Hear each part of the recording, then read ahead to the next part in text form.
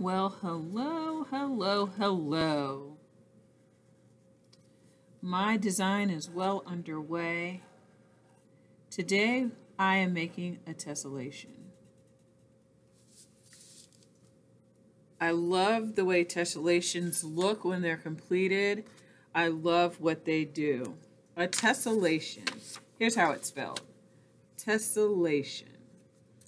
The artist best known for making tessellations is named Escher. He made tessellations of all kinds, and similar to this, he used quite often animals in his designs.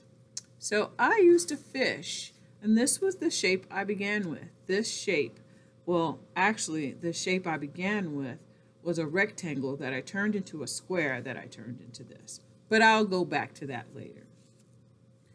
Do you see this arrow here? And I bet you're wondering why that's there. That's because tessellations can do three things.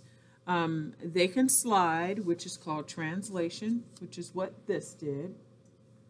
Or they can flip, which is called reflection.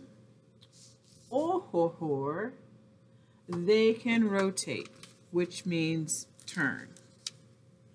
All right, so today I want to show you how you get to the point where you're making a tessellation that will either flip, slide, or turn. This one slides. The shape fits right here. I traced it again here, and again here, and here, and then I was able to slide up, slide to the left, almost like a dance song. Sounds like the lyrics to a dance song. Slide to the left, slide to the right. Okay, so tessellation. Artist name Escher. I'll show you, this one was the slide. So let me put all of the slide information together, also known as translation. I had another one here that I made, and I haven't come up with a design or a creature that goes there yet, but this one was fun. It was challenging. Okay, I think this is where I started, and then I had to pick it up and flip it over like a pancake to make it fit, and pick it up and flip it over like a pancake, pick it up and flip it. So this was flipping, a reflection. Yes, it was the flipping situation.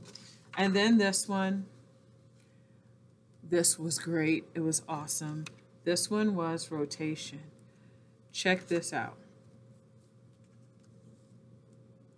You put one here, and then you turn, and then you turn again, and that's off the page, but that's okay, and turn again. Oh, and then turn this way, and turn this way. Yes. So that was turn, rotation. Let me show you how I did this. Index cards have been a new best friend for me. This little thing is just a wonder. So if you take an index card and you want to make a tessellation, I like to start with a square because it is the easiest polygon to work with. So in order to make this a square without measuring, I take this short edge and put it to the long edge. I just fold it over. Oh, I need to make it even. Okay, that's better. All right, once I fold it over, I take my handy dandy scissors and I cut off the excess part. Straight down the side. Ding! Okay, once I've done that, now I have a square. It's a wonderful little square. Sometimes you can number the sides, which will help you. I'm going to number with 1, 2, 3, and 4. So once you've numbered the sides, it makes it a little bit easier for you to figure out which direction and which way you're going to align the pieces, because you're going to have to cut away from one side and reattach to another side. So let's do something that will slide. I'm going to make a line that goes from corner to corner. So I'm going to start and make my line go up and over, the number 1 and down to the corner. And make sure if you're going from corner to corner that you actually take it to the corner. Okay. This index card for me, I love that it has this red line because it distinguishes itself from the other lines there. It's hard to see my red line, but I'll tell you, it starts right here. And the last blue line at the bottom of the card ends here on this card. So I'm going to make a line that starts there and ends there because I can reattach to the other side and line it up, and everything works out so wonderfully. So I'm going to do that. There's the line. Okay. I'm going to cut on the line as neatly as I can, but guess what? If I miss the line, I'm not going to go back and trim any of the excess part because a tessellation is an interlocking design.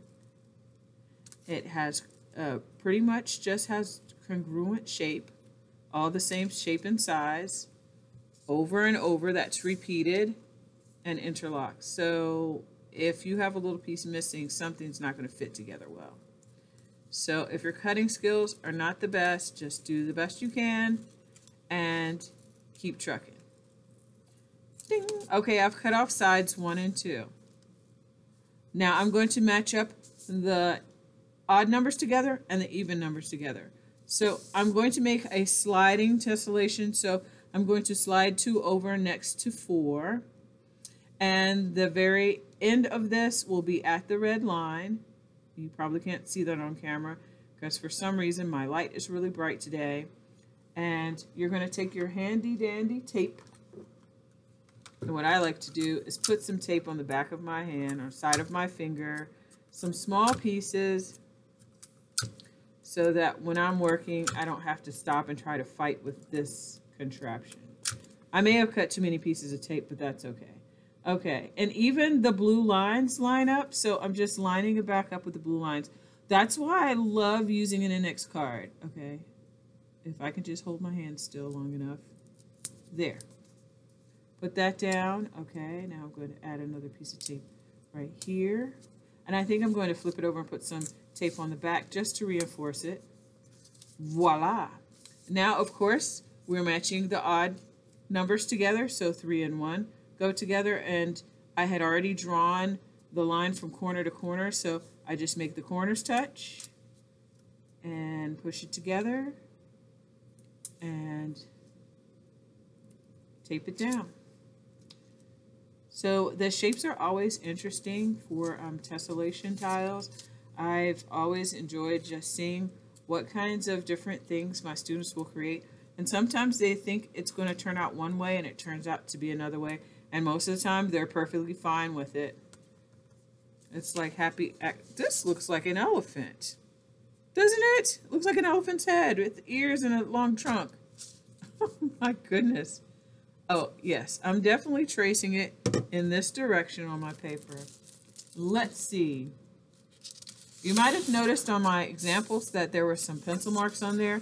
And sometimes I put guidelines on my paper to guide which direction things will go. But I'm just doing it freestyle right now. And I'm going to trace it with the number side being up.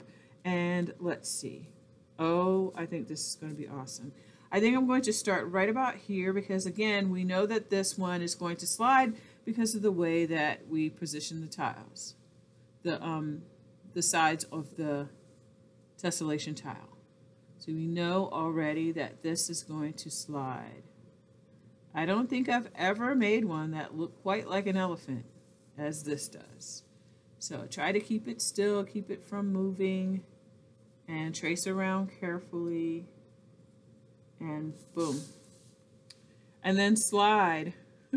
It fits. Of course it fits. We made this correctly. I knew what I was doing this time. There were times when I was very confused because my shapes wouldn't fit together properly. And you know what I had to do? Just start over. I just started over. It was no big deal. I just started over. Wowzers. Can I slide? I can slide another one right here. Now notice I'm not going to trace around this edge because there's already pencil marks there because I've traced that edge. Sometimes it can look kind of blurry if you trace it and it's not exactly back on the exact same spot where you were and your lines look blurry and looks like your tessellation is shaken. Looks like your tessellation is shaken.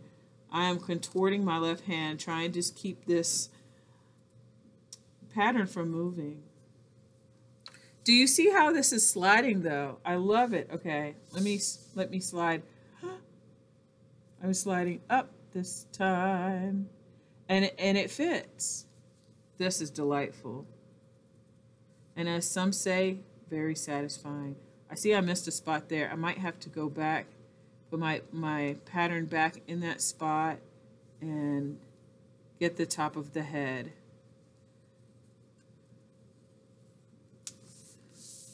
I hope you're having as much fun watching me do this as I'm having fun making this. This is turning out so well. I'm so pleased with this. Okay. I think I can get one more down there and then I'm going to go back and retrace. Oh, wow.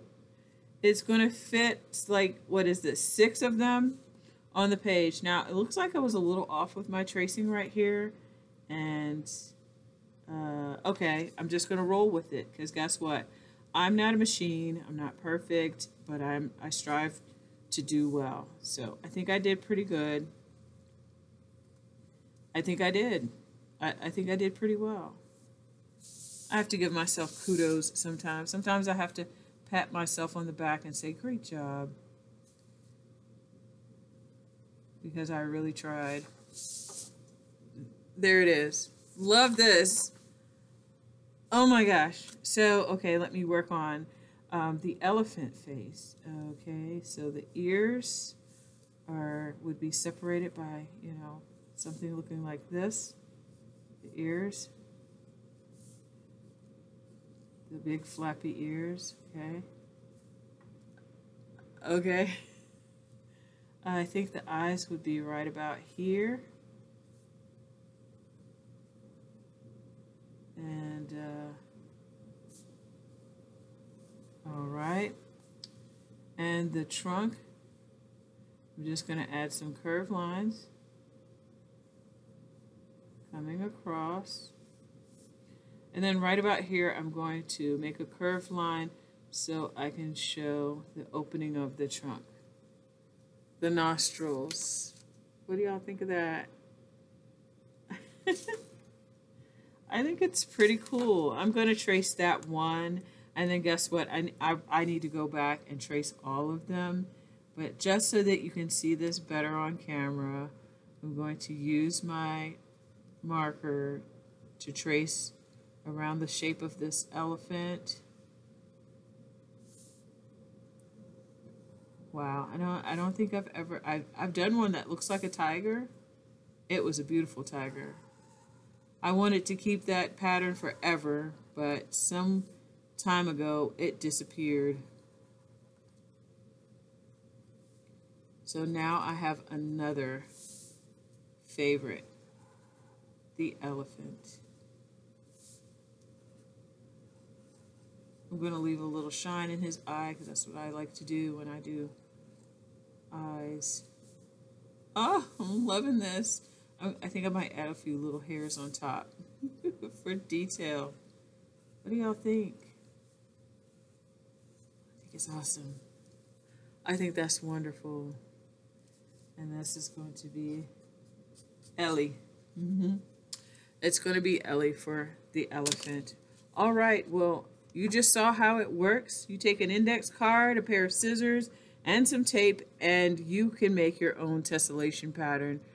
You can make it flip, turn, or slide. I'll make another video to show the other ways to make a tessellation towel. But for now, I like to say so long and thanks for joining me, and come back and see me again.